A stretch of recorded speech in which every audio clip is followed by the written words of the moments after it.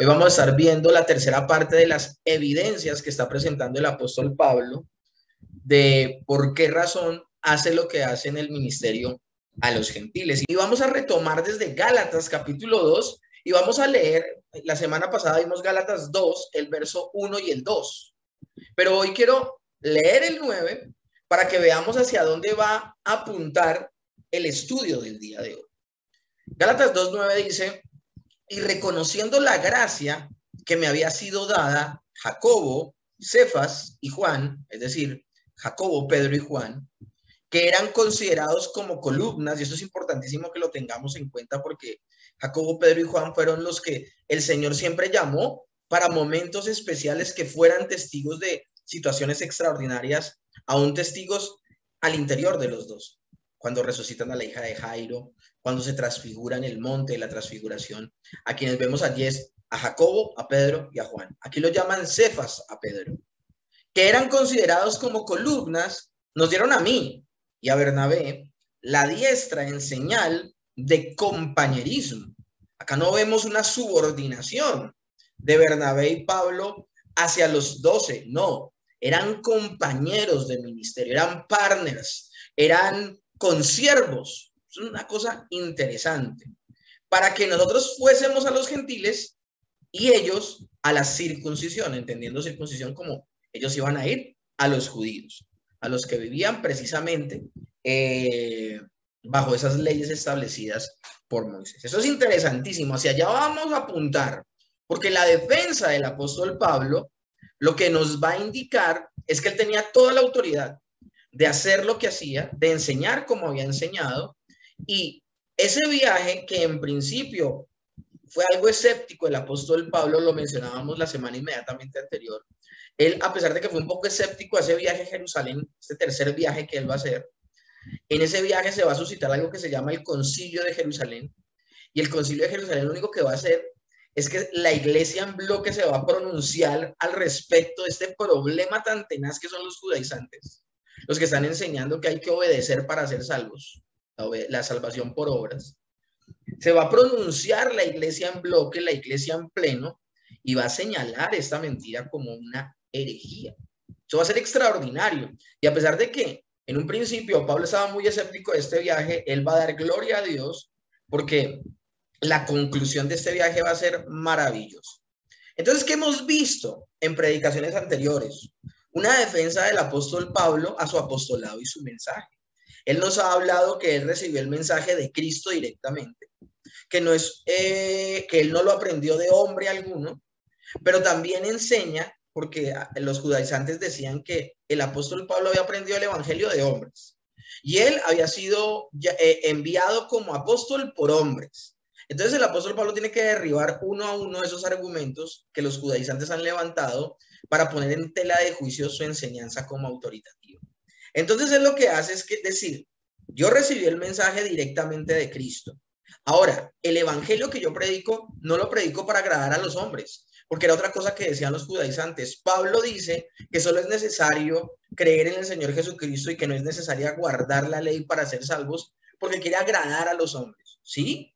Pues el evangelio que él predica era tan categórico y que era solamente la salvación por gracia.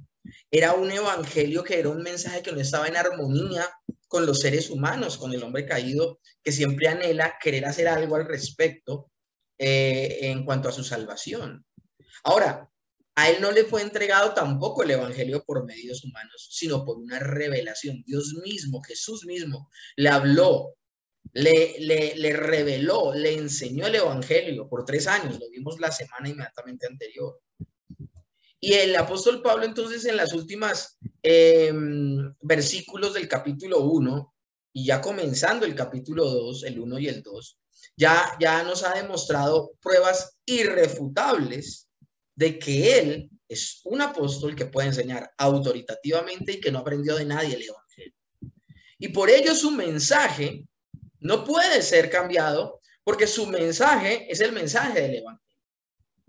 Si le ha sido entregado el mensaje como no por hombres, sino de manera divina. Quiere decir que el evangelio, al ser entregado por el mismo Dios al apóstol Pablo, ni siquiera el apóstol Pablo lo podía cambiar. De hecho, cualquier persona que ose quitarle o ponerle al evangelio se ha tratado como anatema, como una persona, un ser apartado para la ira de Dios. Y finalmente el apóstol Pablo lo que ha enseñado es que el evangelio es independiente. Es decir, la enseñanza que él da no necesitaba del aval de ningún hombre. No necesitaba de la autorización de los 12 apóstoles porque él había sido llamado por Jesús mismo. Entonces los apóstoles no tenían que darle permiso de nada. Ahora, hago mención de esto no porque los apóstoles en algún momento hayan querido darle permiso. No, sino que era el argumento de los judaizantes. Pablo no puede hacer nada si los apóstoles no le autorizan. Entonces, mis hermanos, para poder entrar a la clase el día de hoy, a la predicación, el sermón el día de hoy, debemos entonces recapitular. Pablo no aprendió el evangelio de los apóstoles ni de hombre alguno. Pues lo aprendido por Pablo fue aprendido por el Señor Jesús y lo vimos puntualmente en Gálatas capítulo 1. Pero ahora muestra que no necesitaba tampoco el aval de los apóstoles para poder difundir y predicar el evangelio en medio de los gentiles. Este viaje, que a continuación voy a seguirles explicando desde el libro de Gálatas y desde Hechos capítulo 15, que voy a continuar explicándoles en la predicación, se suscita a la mitad de la vida ministerial del apóstol Pablo. Eso no sucede al principio del ministerio del apóstol Pablo, sino que ya han pasado 17 años desde su conversión hasta el momento que sucede este tercer viaje a Jerusalén.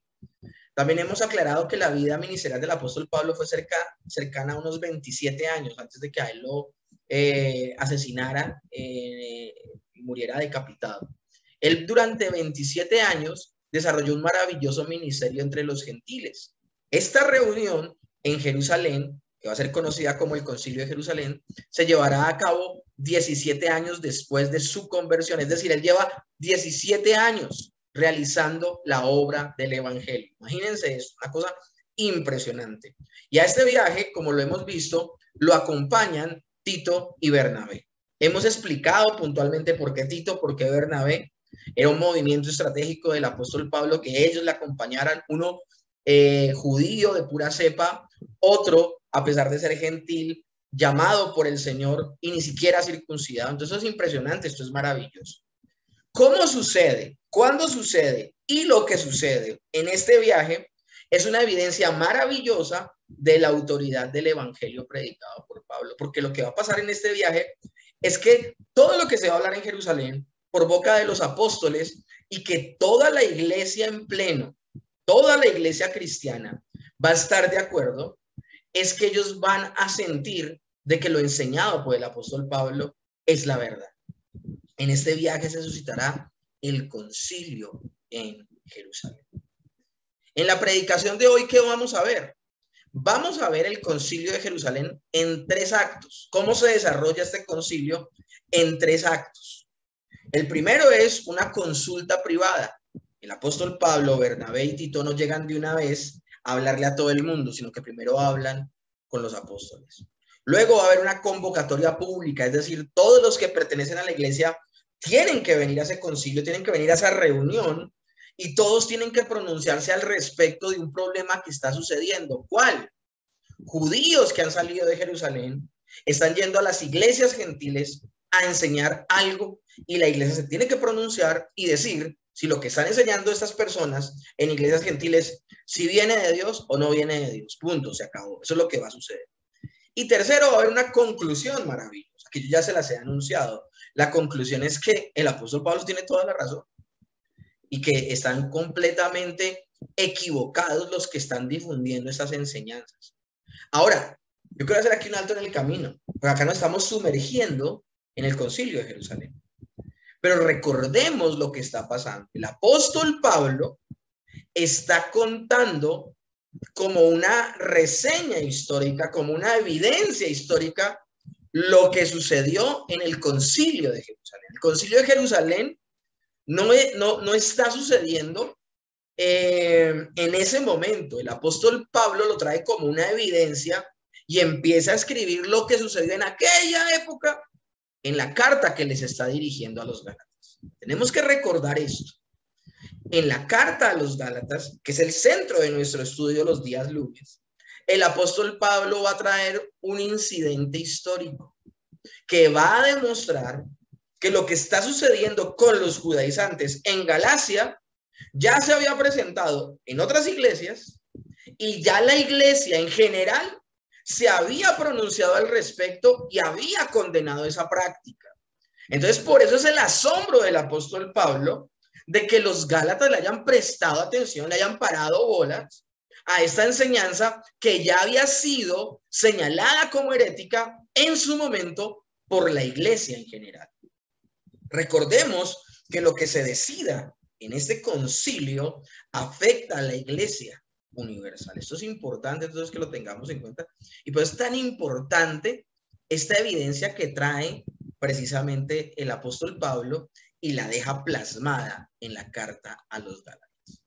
Vamos a continuar y les quiero recordar, estamos hablando de un hecho histórico, el Concilio de Jerusalén, pero como estamos estudiando la carta a los Gálatas, vamos a ver cómo presenta ese acontecimiento Pablo desde la carta que está escribiendo a los Gálatas, pero también algo que nos va a enriquecer es que debemos leer cómo se habla del mismo acontecimiento, pero Lucas desde el libro de Hechos. Entonces, el estudio lo estamos abordando desde Gálatas capítulo 2 y desde Hechos capítulo 15. Amén, para que lo tengamos en cuenta, para que lo recordemos, se los habían mencionado la semana anterior.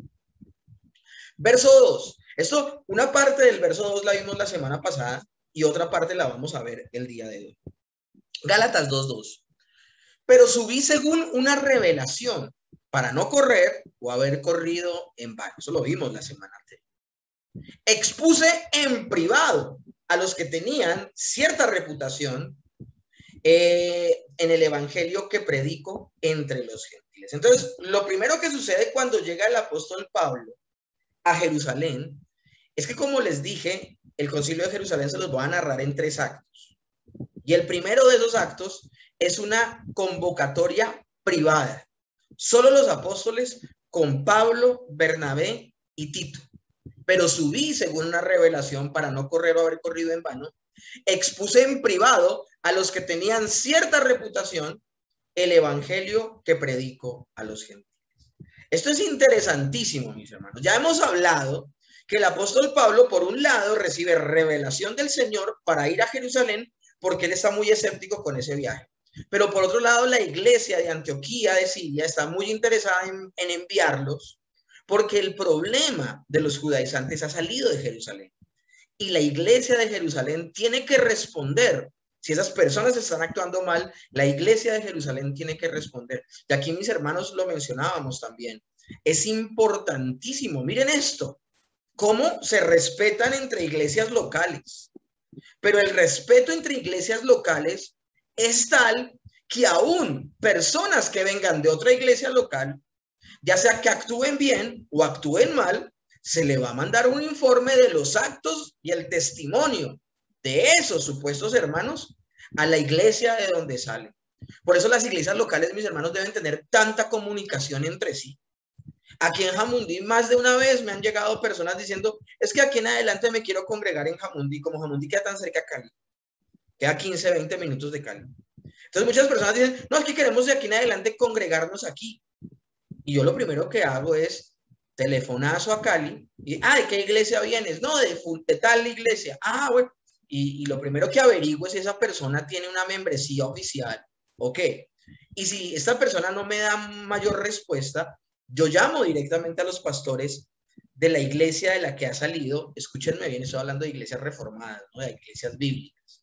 Porque si la persona ha salido de una iglesia con una doctrina toda loca, pues yo feliz de que llegue a una sana doctrina. Pues estoy hablando de iglesias bíblicas locales. Y si una persona se va a congregar ahora acá en Jamundí y sigue viviendo en Cali, o sea, es rarísimo eso. Entonces lo que yo hago es llamar y tener una comunicación fluida y constante de hermandad con los pastores de otras iglesias bíblicas. Y lo que indago y averiguo es, bueno, ¿y esta persona qué pasa? Y a veces me he llevado a la sorpresa que son personas que están evadiendo una disciplina y por no querer poner la cara en su iglesia local, se salen de ella y quieren venir acá a refugiarse. Esas personas no pueden ser recibidas. Así de unida debe ser la iglesia local, mis hermanos, con otras iglesias locales. La iglesia que está en Antioquía de Siria está enviando a Pablo, a Bernabé y a Tito a que le pidan explicaciones a la iglesia de Jerusalén de por qué estas personas están hablando como están hablando y enseñando lo que están enseñando. Ellos quieren saber si la iglesia de Jerusalén está de acuerdo. En esa época no hay la facilidad del teléfono, de un correo, les tocaba ir hasta allá. Eso es lo que está sucediendo. Pero miren lo interesante, mis hermanos, porque algunos pueden decir maliciosamente, no, el apóstol Pablo iba allá, era pedir permiso para actuar como actuaba. ¿Sí? ¿De verdad? Pues ¿por qué dice Hechos esto? Hechos, capítulo 15, verso 3 dice, ellos pues, habiendo sido encaminados por la iglesia, o sea, hablando de Antioquía de Siria los ha enviado diciéndoles, por favor, vayan a Jerusalén y pregúntenle a la iglesia por qué estas personas están actuando así aquí en Antioquía, porque están enseñando esto en medio de la iglesia a los gentiles. O sea, no reconocemos ese evangelio que ellos están predicando, tan raro, tan distorsionado. Dice que ellos mientras van a Jerusalén, pasan por Fenicia y Samaria, contando la conversión de los gentiles y causaban gran gozo a todos los hermanos. Esto es interesantísimo. Antes de llegar a Jerusalén, ellos pasan por Fenicia, de donde eran los filisteos, y pasan por Samaria, de donde son los samaritanos. Personas allá habían también alcanzado la fe, habían sido alcanzados por Cristo, habían sido iluminados, les había sido otorgada vida espiritual, habían nacido de nuevo y se habían unido a la iglesia. Esto es impresionante, mis hermanos. Y es impresionante ¿por qué? Por lo que representan esas personas al judío nominal que no cree en Cristo. El judío nominal odia a los fenicios por su pasados y también odian a los samaritanos. Pero el apóstol Pablo, que tiene una visión maravillosa de predicarle el evangelio a toda criatura, está feliz porque personas de toda lengua, de toda raza y de toda nación, sin discriminación, están recibiendo del evangelio, mis hermanos. Esto es impresionante. Y por eso están felices. Ahora, ¿por qué les menciono esto? Ellos no están yendo a que les dé permiso de nada. Ellos están trabajando en completa libertad porque el Señor fue el que los llamó. Ellos no tienen el permiso de ninguna persona para hacer lo que están haciendo porque Dios mismo los llamó. Y aquí en particular, pues hablando del apóstol Pablo. Entonces, eso es interesantísimo lo que está sucediendo. Ahora, luego de pasar por esas regiones, llegan finalmente a Jerusalén.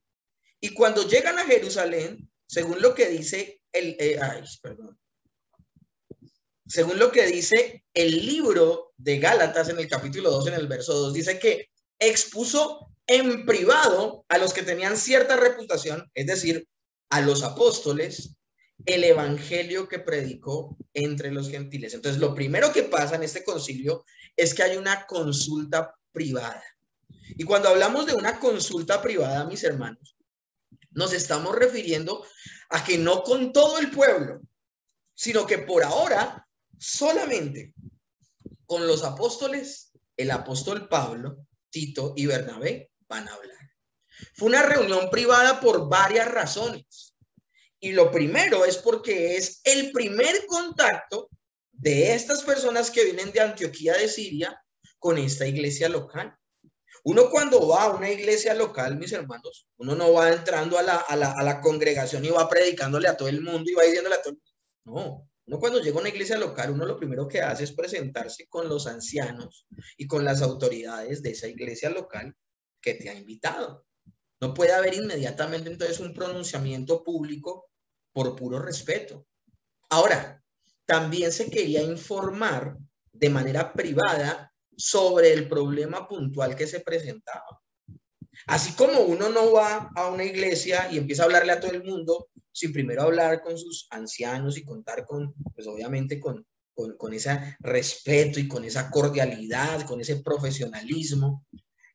También, mis hermanos, si se llega a suscitar un problema, por ejemplo, en la iglesia local de Jamundí, con un miembro de una iglesia de Cali, yo lo primero que tengo que hacer es hablar con los pastores de la iglesia de Cali e informarles, mira, se presentó esta situación, quiero ponerte al tanto y entre todos, o sea, entre los ancianos de la iglesia de Jamundí y los de Cali, podamos traer una solución al respecto. Entonces, Pablo, Bernabé y Tito querían informar del problema puntual que se presentaba allí, en Antioquía de Siria. Y esto es mejor hacerlo en privado con el gobierno de la iglesia local. Ahora, alguien podría decir, desde la semana pasada yo estoy hablándoles que el apóstol Pablo fue enviado por el gobierno de la iglesia de Antioquía de Siria, fue enviado a Jerusalén, no para que Pablo pidiera permiso o el aval de lo que hacía, sino porque el problema había partido de allá. Alguien podría decir, bueno, pues eso es como tomar ya una lectura y asumir cosas que el texto no dice. Alguien podría decir eso, ¿no? ¿Tú de dónde sacas? Textualmente en ninguna parte dice que ellos fueron allá porque el problema salía de allá. Miremos el comunicado oficial luego de que se realiza el concilio de Jerusalén. Y aquí vamos a ver cómo se pronuncian los 12 y nos vamos a dar cuenta que sí hay una explicación explícita de lo que hemos mencionado, de que ellos debían ir a Jerusalén porque de allí había salido el problema. Miren lo que dice Hechos 15:24. Y esto lo hago para que se den cuenta que no es que uno asuma posiciones, sino que la misma escritura le da a uno el suministro para decir lo que uno dice. Hechos capítulo 15:24. Esto lo dicen los apóstoles como el comunicado oficial y a la conclusión que llegan del problema que se está presentando. Hechos capítulo 15:24. Por cuanto hemos oído, ¿quiénes? Los 12 apóstoles, los ancianos, los de la iglesia de Jerusalén. Por cuanto hemos oído que algunos que han salido de nosotros, es decir, de la iglesia de Jerusalén, a los cuales no dimos orden. Miren, ellos están aclarando que hay personas que están hablando y están andando como ruedas sueltas, que sí, salieron de Jerusalén, pero fueron a iglesias gentiles a hablar lo que no tenían que estar hablando. Por cuanto hemos oído que algunos que han salido de nosotros, a los cuales no dimos orden, os han inquietado con palabras, perturbando vuestras almas. Miren la forma en que se pronuncian, mandando circuncidaros y guardar la ley. Aquí yo no voy a leer todo el comunicado oficial, porque eso va a ser a lo último del sermón el día de hoy, sino que sencillamente quiero llamar la atención y que nos demos cuenta, mis hermanos, que aquí no estamos asumiendo las razones por las cuales ellos viajan allá. No, la escritura nos da fuertes señales de que ellos están yendo allá porque tienen que arreglar ese chicharrón que se formó por gente que había salido de la iglesia de Jerusalén, que no había sido enviada por la iglesia de Jerusalén y estaban dando sus propios discursos. Claramente el problema había salido de la iglesia de Jerusalén y por eso los emisarios, los enviados de la iglesia de Antioquía de Siria tenían que ir allí y solucionar con el liderazgo de allí lo que estaba pasando. Pero bueno, volvamos al texto que estamos estudiando. Dice, expuse en privado a los que tenían cierta reputación. Cierta reputación, algunos dicen que es como una manera de menospreciar Pablo a los 12. Y no es una expresión irrespetuosa, mis hermanos, sino que es una referencia. Acuérdense que el apóstol Pablo le está escribiendo la carta de los Gálatas a los Gálatas. Cuando habla de expuse en privado el evangelio que predico entre los gentiles a los que tenían cierta reputación, es una referencia necesaria para los Gálatas, para los que están leyendo la carta. Es lo que les está diciendo es, yo fui allá y les dije a ellos lo que estaba hablando. No para que examinaran lo que estoy diciendo, sino para que ellos se dieran cuenta que acá estamos predicando lo mismo que se predica, que allá estamos predicando lo mismo que se predica acá. Es importante que lo tengamos en cuenta. Y dice expuse. El término expuse no significa una sustentación con miras a ser evaluado.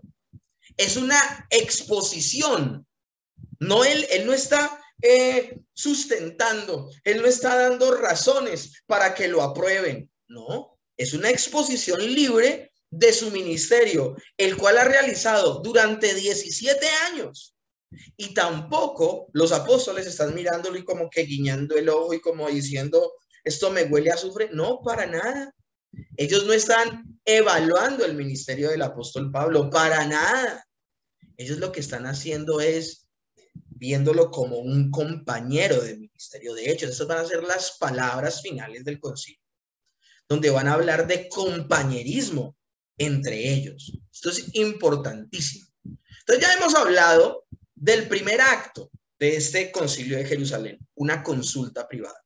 Pero ahora viene una consulta pública, una convocatoria más bien pública, porque se va a llamar a todos los que hacen parte de la iglesia de Jerusalén. Dice Hechos 15, 4 al 6. Y llegados a Jerusalén, fueron recibidos, ¿quiénes? Tito, Bernabé y Pablo. ¿Fueron recibidos por quiénes? Por la iglesia, es decir, todos los miembros de la iglesia, y los apóstoles y los ancianos. Y refirieron todas las cosas que Dios había hecho con ellos. Pero algunos de la secta de los fariseos que habían creído se levantaron diciendo, es necesario circuncidarlos y mandarles que guarden la ley de Moisés. Y se reunieron los apóstoles y ancianos para conocer de este asunto. Esto es impresionante. Miren cómo es la providencia del Señor. Vuelvo y repito, el apóstol Pablo tenía como escepticismo de ir a este viaje. Ellos no han alcanzado a llegar.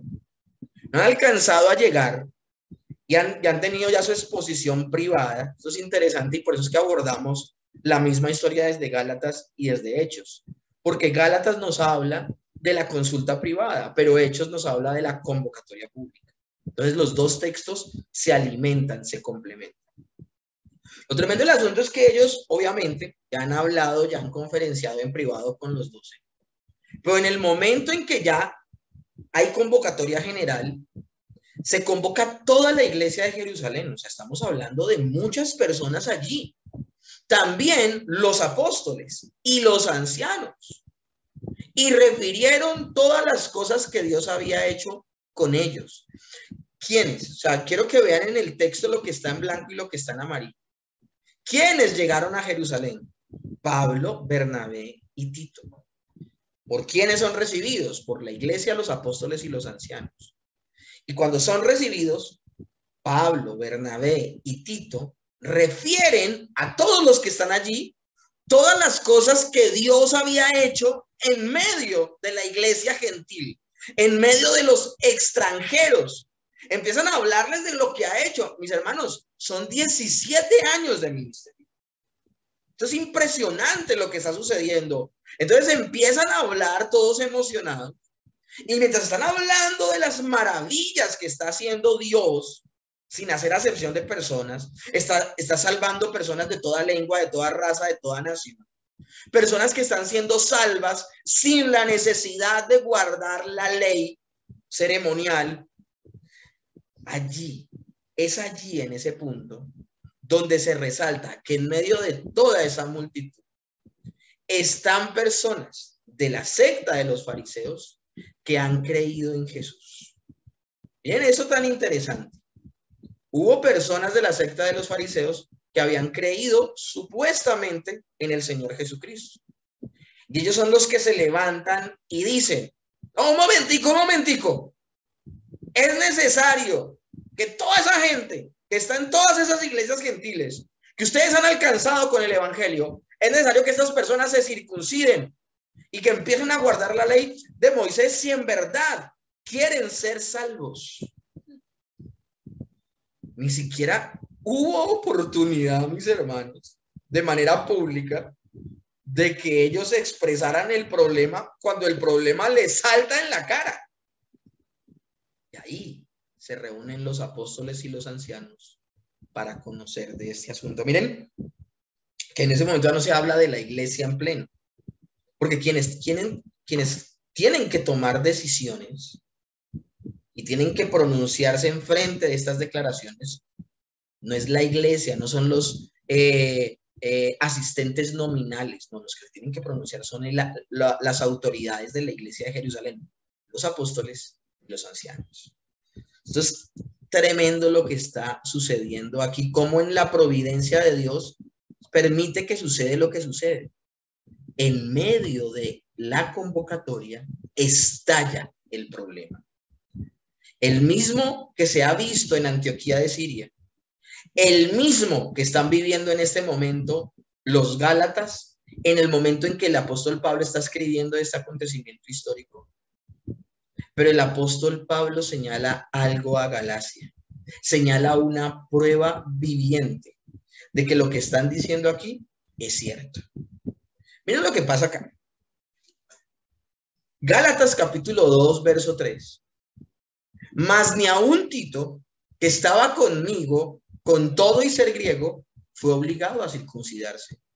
Y esto a pesar de los falsos hermanos introducidos a escondidas que entraban para espiar nuestra libertad que tenemos en Cristo Jesús, para reducirnos a esclavitud, a los cuales ni por un momento accedimos a someternos para que la verdad del evangelio permaneciese en vosotros. Miren, hay tanta información aquí que es vital, que necesito de otra diapositiva para poderles mencionar todo esto. Miren lo que acaba de suceder y miren cómo están de finamente hilados el libro de Hechos y Gálatas, cuando fueron escritos por diferentes personas en diferentes momentos, pero miren cómo la Biblia no se contradice. Hechos nos cuenta que llegan a Jerusalén los enviados de la iglesia de Antioquía de Siria, y cuando llegan y van a rendir informe, lo recibe la iglesia, los apóstoles, los ancianos. Ellos empiezan a contar cómo Dios se ha tomado las naciones gentiles y están trayendo a la luz admirable, a la salvación, a muchos extranjeros.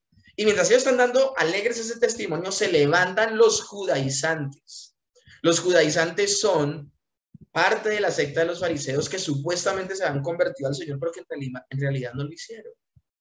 Más adelante estamos viendo en Gálatas que el apóstol Pablo habla de que se han metido para espiar, que se han introducido a escondidas. Esto yo ya lo voy a explicar. Ellos brincan y dicen, no, es necesario que se circunciden y es necesario que guarden la ley. Ellos hasta ahora lo están diciendo. Pero el apóstol Pablo en Gálatas dice algo. Dice, yo les tengo la prueba reina de que esto que ellos están diciendo es verdad. Nosotros no alcanzamos a llegar a Jerusalén.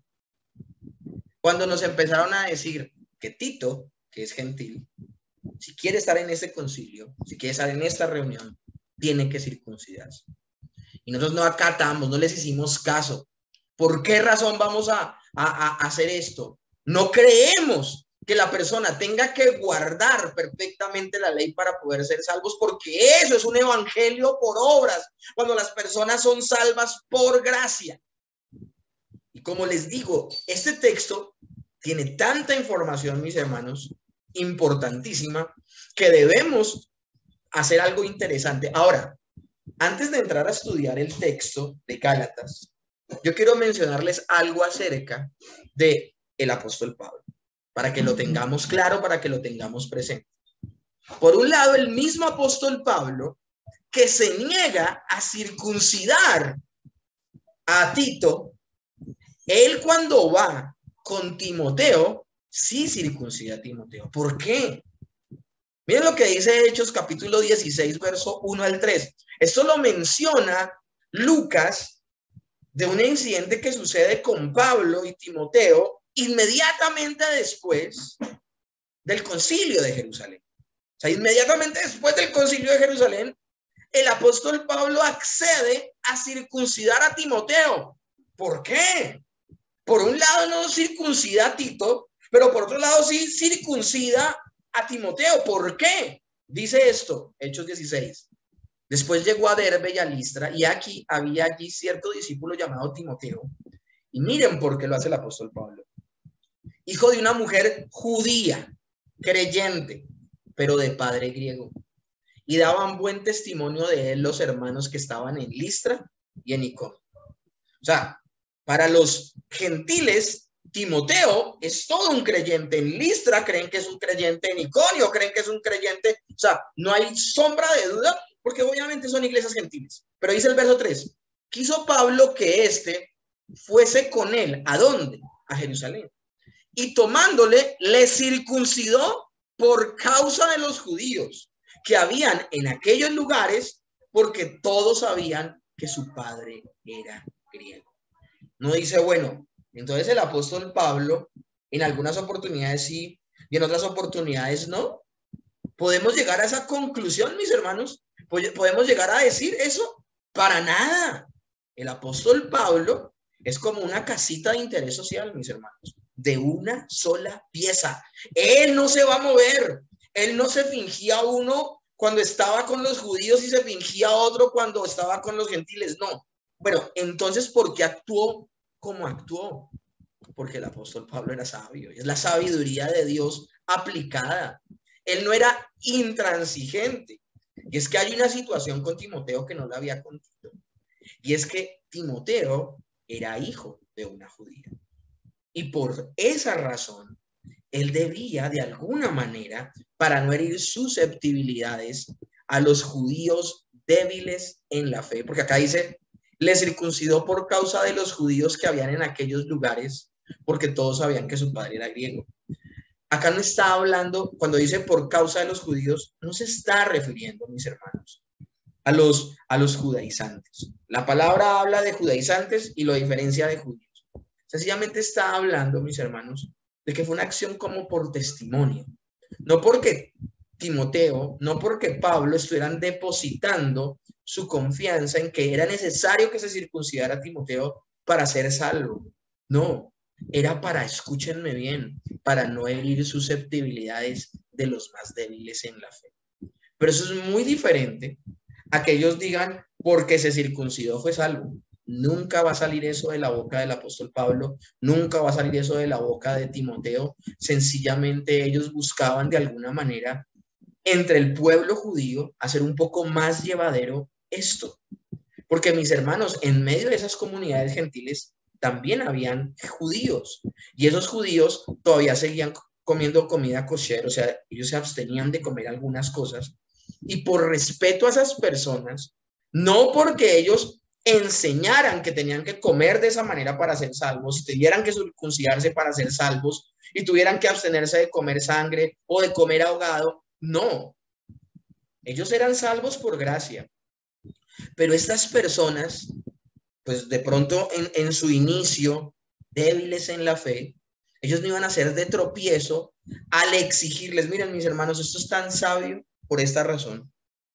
Así como era un peligro exigirle, escúchenme bien esto, así como era un peligro exigirle a un gentil que se circuncidara, porque de pronto él decía, uy, no me convierto mejor. Porque por temor, por miedo, por escapar del dolor físico y decir, no, pues entonces yo no me convierto al Señor Jesús.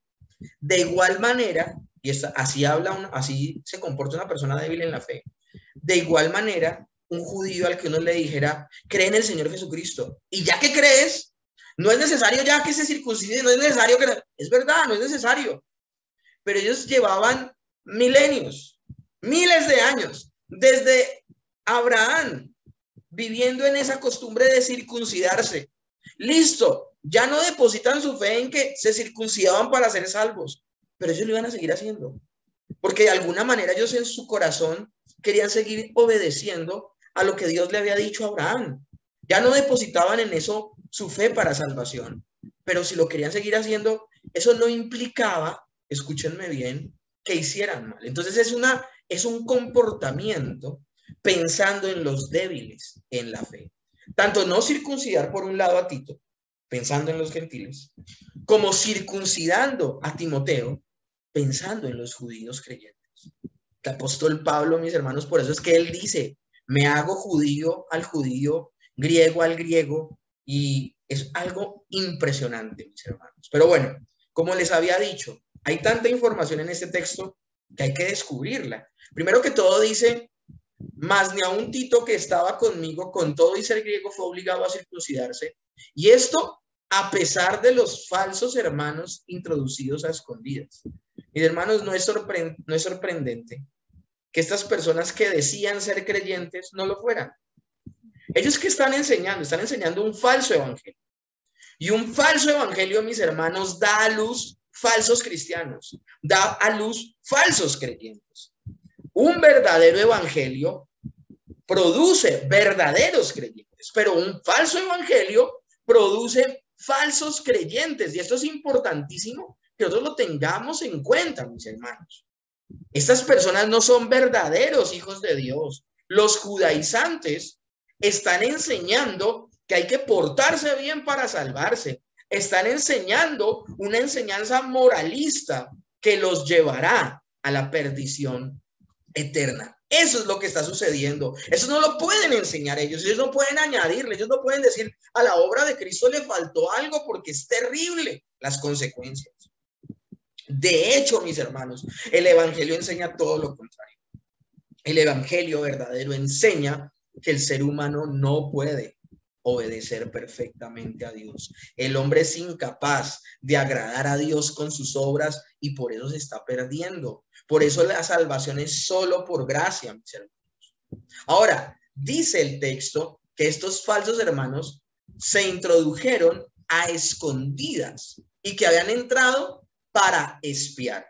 Entonces aquí tenemos que ver varias cosas importantísimas en el texto, mis hermanos. Tenemos que ver que uno se habían metido a escondidas y otro actuaban como espías. Acá está demostrando las malas intenciones de estas personas desde un principio. Se mostraron a los demás, se mostraron a la comunidad de la iglesia de Jerusalén como verdaderos convertidos. Y luego, con esa fama de verdaderos convertidos, fueron a iglesias, escúchenme bien, gentiles, diciendo que venían de la iglesia de Jerusalén para introducir enseñanzas fraudulentas. Estas personas eran unos completos lobos rapaces, mis hermanos. Una cosa tremenda. Y lo tremendo del asunto es que ellos, al enseñar esto, al obligar a las personas a que guarden la ley, está robándole, escúchenme bien, la verdad a la conversión. Cuando una persona se convierte realmente, cuando una persona nace de nuevo, la misma persona solita quiere guardar la ley de Dios. Una persona cuando ha nacido de nuevo anhela vivir para la gloria de Dios, anhela vivir en santidad, anhela dejar de robar, de mentir, de lastimar y comportarse como se comporta Cristo. Eso es lo que sucede con una persona que verdaderamente ha sido convertida, que ha nacido de nuevo, que el Espíritu Santo habita dentro de ella. Pero estas personas que están impulsando la enseñanza de que era necesario y obligación que toda persona que viniera a la iglesia guardara estrictamente la ley, lo que hacía era robarle eso maravilloso a la conversión. Entonces, muchas personas se autocreían conversas, pero nunca se habían convertido. De hecho, al depositar su confianza en su propia obediencia y no en la gracia de Dios, no son verdaderos creyentes. Y esto es importante porque aquí no termina la cosa, mis hermanos. Aquí no termina la cosa, porque dice que estas personas que se han metido a escondidas, que han entrado para espiar, lo que quieren hacer es reducir a las personas nuevamente a esclavitud. Eso es lo que siente una persona a la que se le obliga, sin haber nacido de nuevo, escúchenme bien, a que no miente.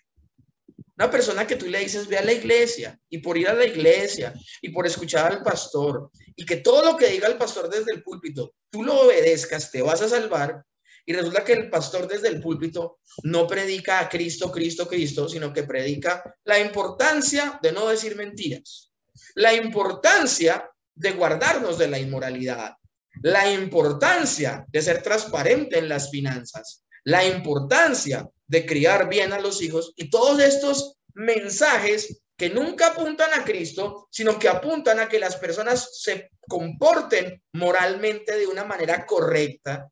Las personas cada vez que escuchan ese mensaje, cada domingo, van a ver que lo que expresan desde el púlpito, ellos están lejos de poderlo cumplir y se van a sentir esclavizados, se van a sentir obligados de tener que comportarse de esa manera para poder ser salvos.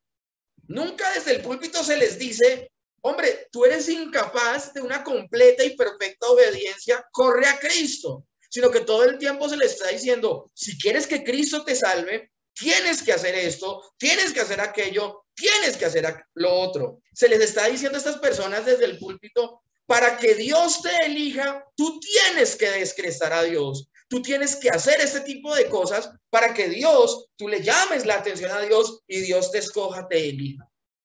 Aquí, mis hermanos, apague y vámonos. Se está cambiando el evangelio. ¿No saben qué es lo triste? Que ese es el evangelio que se está predicando en muchas iglesias. Y por eso la gente se alarma cuando se habla de la gracia y dice, ¿cómo así? ¿Cómo es posible? ¿Cómo es posible esto? Se levantaba en estos días un pastor aquí en la iglesia en el Valle del Cauca diciendo, ¿cómo harán entonces los reformados con la enseñanza de la gracia y cómo se va a impulsar a que las personas vivan en obediencia? Pues mis hermanos, cuando una persona se convierte realmente al Señor, vuelvo y le repito, el Espíritu Santo que habita dentro de él lo impulsará a vivir para la gloria de Dios. Y ya no obedecerá en busca de ser salvo. Obedecerá al Señor en agradecimiento por ya ser salvo. Entonces, esto es terrible lo que les estoy contando. Estos falsos hermanos que se introducen a escondidas, que desde el principio se quisieron introducir en la iglesia cristiana para predicar otro evangelio, no lo que el Señor había enseñado, que entraban para espiar y querían reducir a las personas a esclavitud. Sucede con ellos lo que el mismo Señor le había dicho de antaño a los fariseos. Ay de ustedes, escribas y fariseos hipócritas, que recorren mar y tierra para ganar un adepto, un prosélito, y cuando lo consiguen, lo hacen todavía más digno de condenación que ustedes mismos, o como dice la Reina Valera, lo hacen 2 veces hijo del infierno. Eso está sucediendo al día de hoy, mis hermanos.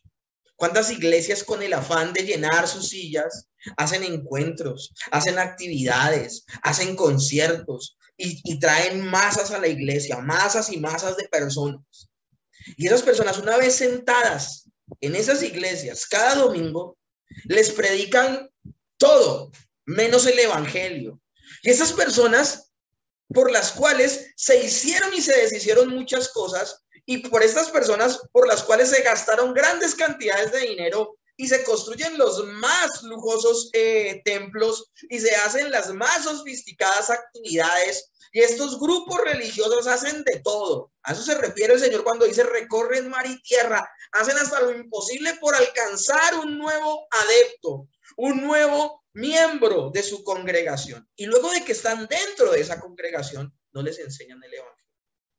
Les enseñan a vivir por obras, o les enseñan que el evangelio es solamente para prosperidad y vida cómoda en esta época. Y esas personas cada 8 días se van a su casa sintiéndose salvas cuando no lo son.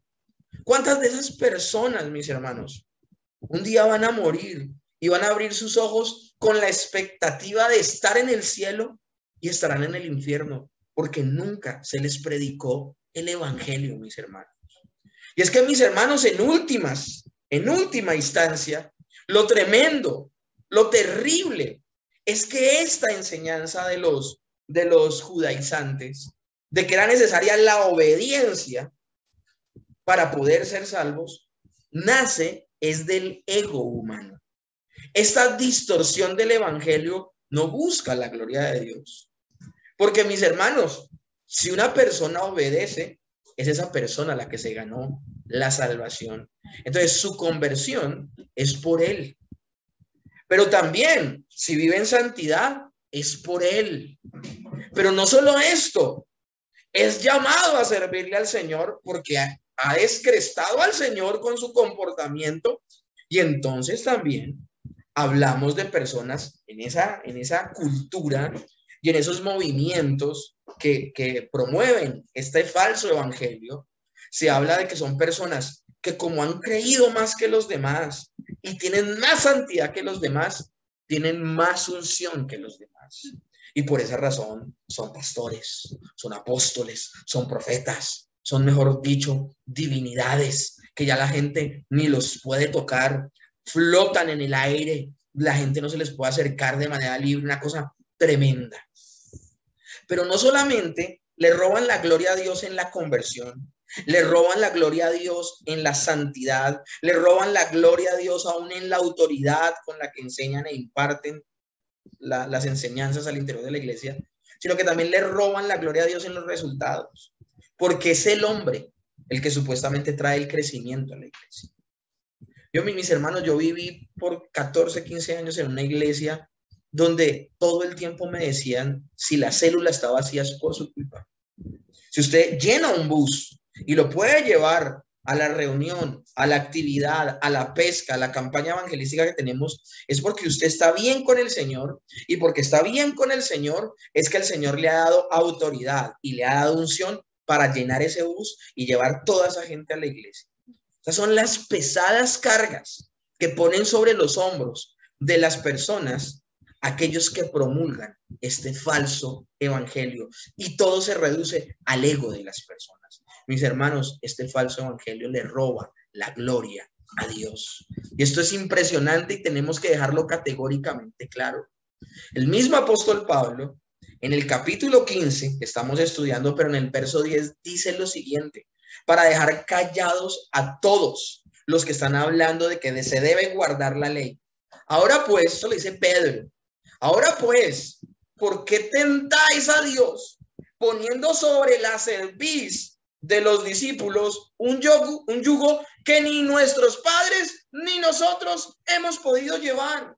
Antes, creemos que por la gracia del Señor Jesús seremos salvos de igual modo que ellos. Esto es impresionante, hermanos. Vuelvo y recapitulo. Llega Tito, Bernabé y Pablo a Jerusalén. Están dando el informe de las maravillas que está haciendo el Señor en la iglesia gentil.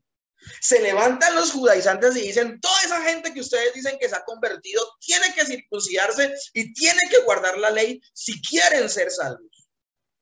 Pedro escucha esto y les dice: pero por favor, ¿cómo vamos a poner esas cargas sobre esta gente gentil? Cargas de cumplir perfectamente la ley, cuando ni nosotros, que somos israelitas, ni nuestros padres, ni siquiera ustedes, nadie de nosotros ha podido cumplir perfectamente la ley mosaica.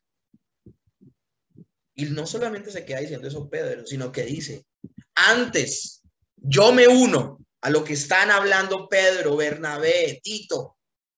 Pensamos de la misma manera, y no es que hasta el momento nos haya venido la idea, no, siempre hemos pensado de esa manera, que lo único que opera en el creyente para poder ser salvo es la gracia de Dios.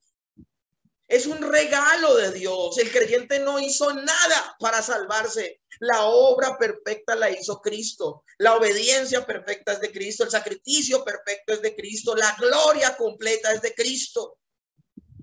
Alguien puede estar escuchando esto y se sacude la cabeza y dice: bueno, entonces ¿a qué se refiere Santiago cuando dice que la fe sin obras es una fe muerta? Mis hermanos, nosotros tenemos que entender que cuando se habla de obras en el libro de Santiago, se está refiriendo a la santificación. Pero el problema que se está hablando aquí es un problema de tener obras en la justificación. Y aquí, mis hermanos, quiero que seamos juiciosos con los términos. ¿Qué es la justificación? Es cuando una persona es vista como justo delante de Dios. Y una persona es vista como justo delante de Dios, no porque cumple perfectamente la ley, sino porque la perfecta vida de Cristo le es imputada a esa persona. Entonces, ¿por qué somos justificados los creyentes? ¿Por nuestras buenas obras? No, somos justificados porque se nos imputan las obras perfectas de Cristo. Por eso es importante creer en Cristo. Los judaizantes están atacando la salvación por la sola fe. Están atacando la justificación en la persona de Cristo. Está diciendo: no es suficiente la obra de Cristo. Tú tienes que obedecer y tú tienes que agradar a Dios. Para nada. Eso es lo que está hablando Santiago en el capítulo 2 de su carta, en el verso 17. No. Santiago, cuando dice una fe sin obras es una fe muerta, es que una persona que dice ser salva si no vive una vida santa, que eso es ya santificación, no es justificación, es santificación. Una persona que dice ser creyente, pero no vive para la gloria de Dios y no vive en obediencia, no vive para agradar a Dios, lo más posible es que esa persona no es creyente y por eso su fe es una fe muerta. Eso es lo que significa. Vuelvo y repito, el orden de los factores en este caso sí afecta al producto. Vuelvo y le repito, aquí en el Valle del Cauca se levantó un pastor desafiando a la iglesia bíblica y reformada, que predicamos sin pena acerca de la salvación por gracia. Como estas personas predican domingo a domingo, que tienen que obedecer las personas para poder ser salvos. O sea, obedece para ser salvos. Eso no solamente quedó confinado al tiempo de los Gálatas o de la iglesia de Antioquía de Siria. No, al día de hoy está sucediendo en los púlpitos y ya se los he demostrado. Uno de esos pastores se levanta y dice, ¿y ustedes entonces cómo hacen con la gente? Para que la gente no se les desenfrene. Porque ustedes enseñan de la salvación solo por la gracia. Y es que, o sea, yo escucho hablar a estas personas y yo digo, ¿qué Biblia leen? Ustedes entonces, ¿cómo hacen para motivar a que las personas guarden la ley? Miren la arrogancia, mis hermanos. Nosotros, así como no, nosotros lo único que hacemos es predicar. Y cuando predicamos el evangelio, es Dios el que convence a las personas. Es el Espíritu Santo el que trae convicción de pecado, de justicia y de juicio. También a través de la predicación, en los diferentes espacios de la iglesia, son las que edifican a las personas y las personas son conducidas a vivir una vida para la gloria de Dios. Y lo tremendo del asunto es que eso lo dice Efesios 2:10. El apóstol Pablo dice, porque somos hechura suya, creados en Cristo de Jesús para buenas obras, las cuales Dios preparó de antemano para que anduviésemos en ellas. Eso es lo tremendo, mis hermanos. Una persona que ha nacido de nuevo, así como fue predestinada para salvarse, también se le predestinó para que viviera para la gloria de Dios. Y la única manera de vivir para la gloria de Dios es obedeciendo. Ya es salvo, pero una vez salvo, vive y su vida agrada a Dios. Vive siendo su imagen y siendo su ejemplo el Señor Jesucristo. Esto es importantísimo entonces que lo tengamos en cuenta. Mis hermanos, perdónenme en el día de hoy, ya estamos por terminar, pero había que hablar de estas cosas de manera puntual. Gálatas, verso 5, el capítulo 2, a los cuales ni por un momento accedimos a someternos para que la verdad del evangelio permaneciera con vosotros. Ellos no cambiaron su forma de pensar. ¿Quiénes, mis hermanos? Bernabé, Tito y Pablo. Por eso no accedió Pablo a circuncidar. Por eso no accedieron ellos a hacer lo que les decían los judaizantes. Hechos capítulo 15 del 7 al 11 termina diciendo, y después de mucha discusión, Pedro se levantó y les dijo, varones hermanos, vosotros sabéis como ya hace algún tiempo que Dios escogió a los gentiles oyendo por mi boca la palabra del evangelio y que creyesen, hablando de cuando él fue donde Cornelio. Y Dios, que conoce los corazones, les dio testimonio dándoles el Espíritu Santo, lo mismo que a nosotros. Esa gente ni se había circuncidado, ni había guardado perfectamente la ley y fueron salvos. Y ninguna diferencia hizo entre nosotros y ellos, purificando la fe en sus corazones. Ahora pues, ¿por qué tentáis a Dios poniendo sobre la cerviz de los discípulos un yugo que ni nuestros padres ni nosotros hemos podido llevar? Antes creemos que por la gracia del Señor Jesús seremos salvos de igual modo que ellos. Miren, mis hermanos, aquí solamente me gustaría imaginarme la cara que hicieron los judaizantes. El apóstol, no Pablo, sino Pedro, les dice, yo soy testigo ocular de que estas personas, los gentiles, sin guardar la ley, vino Dios sobre ellos y los salvó. Ellos depositaron su confianza en el Señor Jesucristo. Fue lo único que necesitaron, depositar su confianza en el Señor Jesucristo, y vino el Señor sin hacer acepción de personas y los salvó. Seguían incircuncisos, seguían tal cual como eran, pero Dios operó en sus vidas, les dio luz a sus corazones y abrazaron a Cristo y fueron salvos. Yo creo que los judaizantes querían decir, ábrete tierra y cómenos. Porque lo que está diciendo aquí Pedro es, la salvación solo es por gracia. Pedro está diciendo, ese es el verdadero evangelio. Lo que están diciendo los judaizantes es falso. Entonces aquí viene la tercera parte, mis hermanos. Ya hemos visto una consulta privada, una convocatoria pública y ahora una conclusión maravillosa. Dice Gálatas 2:6 al 9. Dice de la siguiente manera, mis hermanos. Pero de los que tenían reputación de ser algo, lo que hayan sido en otro tiempo, nada me importa. Dios no hace acepción de personas. A mí, pues, los de reputación nada nuevo me comunicaron. Pero de los que tenían reputación de ser algo, los que hayan sido en otro tiempo, nada me importa. Dios no hace acepción de personas. A mí, pues, los de reputación nada nuevo me comunicaron. Antes, por el contrario, como vieron que me había sido encomendado el evangelio de la incircuncisión, como a Pedro el de la circuncisión, pues el que actuó en Pedro para el apostolado de la circuncisión actuó en mí para el de los gentiles. Reconocieron la gracia que me había sido dada. Jacobo, Cefas y Juan, que eran considerados como columnas, nos dieron a mí y a Bernabé la diestra en señal de compañerismo para que nosotros fuésemos a los gentiles y ellos a la circuncisión. Mis hermanos, esto no es que le estén dando un aval.